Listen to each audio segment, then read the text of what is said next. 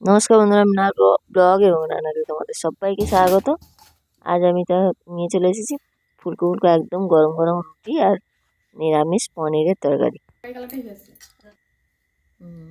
সবাই নিশ্চয়ই ভালো আছে, আমিও ভালো আছি। আর দেখো কীভাবে বানিয়েছি এই পনিরের তরকারি তোমাদেরকে দেখাবো। দারুণ টেস্টি আর দারুণ লোভনীয় হয়েছিল।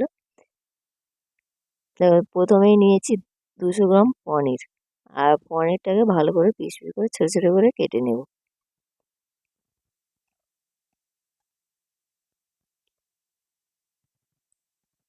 এগুলো মানে পনিরগুলো কেটে নিয়ে আমি কেটে নেব 2টো আলু।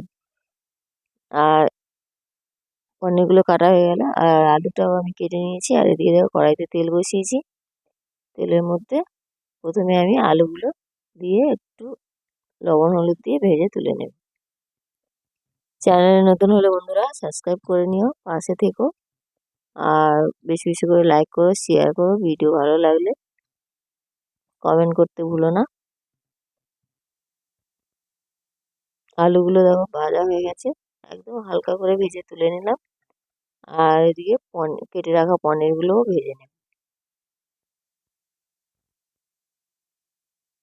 একদম হালকা হালকা করে, একটু গায়ে মানে লাল হলেই তুলে নেব। আর দেখতেই পাবে দেখো পনিরগুলোও ভাজা হয়ে গেল, তুলে নিলাম।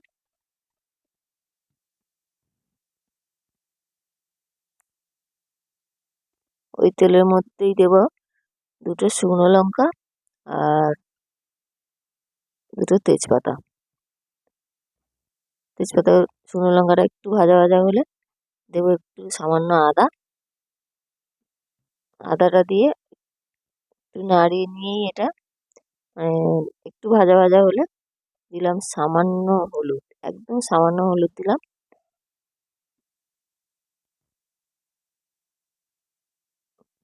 স্বাদ মতো লবণ, আর দিলাম সামান্য লাল লঙ্কার গুঁড়ো। ভালো করে মশলাগুলো ভেজে কষিয়ে নিয়ে দিয়ে দেবো এর মধ্যে ছাড়িয়ে রাখা মটর, কাঁচা মটর দিয়ে দিলাম। মটরটা দিয়ে ভালো করে নাড়িয়ে নেব আর কষিয়ে নেব। দিয়ে দেবো 2টো চেরা কাঁচা লঙ্কা আর ভেজে রাখা আলুগুলো দিয়ে ভালো করে ভেজে নেব। ভালো করে কষাবো যাতে সব মশলা আর মটর আলু ভালো হয়ে সেদ্ধ হয়। আর দিয়ে দিলাম একটু জিরের গুঁড়ো। জিরে গুঁড়ো দিয়ে আবারও ভালো করে কষিয়ে সামান্য জল দেব। জল দিয়েও একটু ভালো করে কষিয়ে নেব।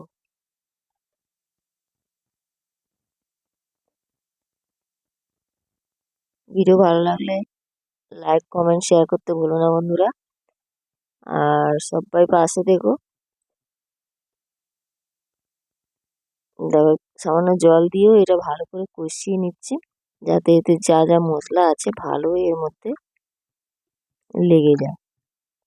আর ভালোভাবে কষানো হলেই এর মধ্যে দিয়ে দেবো পরিমাণ মতো জল। জলটা একটু ফুটন্ত হলে দেখো এখনই আমি দিয়ে দিলাম সামান্য চিনি। আর ভালো হয়ে জলটা ফুটে গেলে আলু মটর ভালো সেদ্ধ হয়ে গেলে দিয়ে দেবো ভেজে রাখা পনির। পনিরটা দিয়েও ভালোভাবে ফুটাবো। আর তোমরা যে যেমন মানে ঝোল খাবে বা রাখবে, মাখা মাখা খাবে তেমনভাবে জল দেবে। আলুতেও জল টানবে, পনিরেও কিছুটা জল টেনে নেবে। আর এর মধ্যে দিয়ে দিলাম কেটে রাখা ধনিয়া পাতা, মানে ধনিয়া পাতা কুচানো দিয়ে আর সামান্য গরম মশলা দিয়ে এটা একটু নাড়িয়ে নিয়ে এটা নামিয়ে নেব। তোমরা দেখেছো এটা এভাবে নামিয়েছি আমি, কিন্তু জলটাও কতটা টেনে নিয়েছে, একদম শুকনো হয়ে গেছিল। একদম নিরামিষ পনির রেডি। সবাই ভালো থেকো বন্ধুরা, সুস্থ থেকো। ফিরে আসছি পরের ভিডিওতে। রাখছি, টাটা বাই।